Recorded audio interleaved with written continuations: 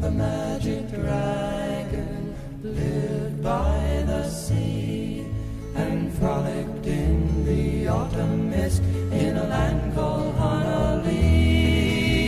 Puff the magic dragon lived by the sea and frolicked in the autumn mist in a land called Honolulu.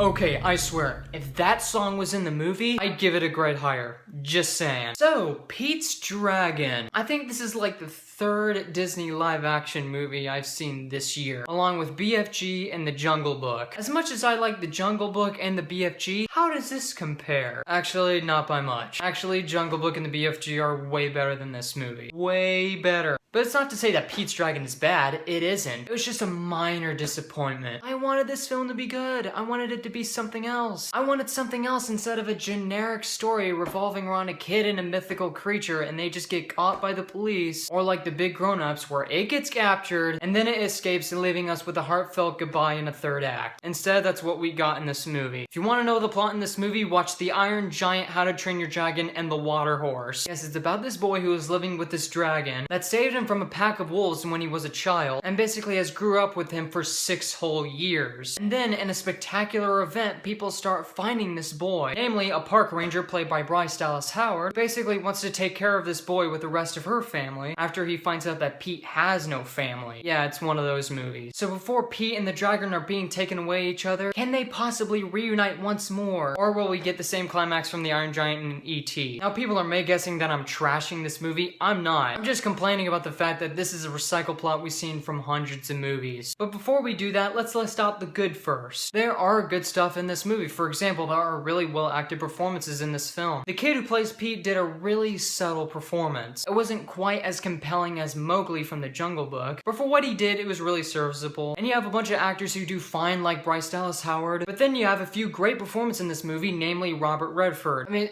this guy's awesome. He should just be in every movie from here on out. And then you have some performances that I was actually having a good time with because of how cartoonish their character was, namely Carl Urban's character. Look, I like Carl Urban, but his character is a complete cartoon. Basically, he's just a villain. Another positive I really have was the film's scope and cinematography. Man, is this film well shot. Basically, one of the great shots I've seen was when Alien was flying through the sky while the sun was setting. That's like a marvelous shot. And the visuals look really cool, I guess. Maybe, kinda. I don't know. Basically, one of the problems, aside from the recycled plot I've seen from other movies, is the fact that it's kind of more somber in the first 2/3 in the movie. There's not amount of joy or fun or humor. And I know people are kind of like, well, they have to make it serious. But when you do, it's gonna affect the pacing of this film. I guess for me, the pacing kind of went off whenever Elliot was separated from Pete. That's what really dragged along this movie because it just basically goes along this cliche story about a kid trying to find a family with a mythical creature with him. That's basically what the whole movie is. It's him trying to find a family, along with sharing the relationship of a dragon. Not to mention there are some plot holes I really had with the film. But you know, I don't completely hate this movie. I was just kind of disappointed with it. It's not good, it's not bad, it's just alright. So basically what I'm saying is that I'm gonna give Pete's Dragon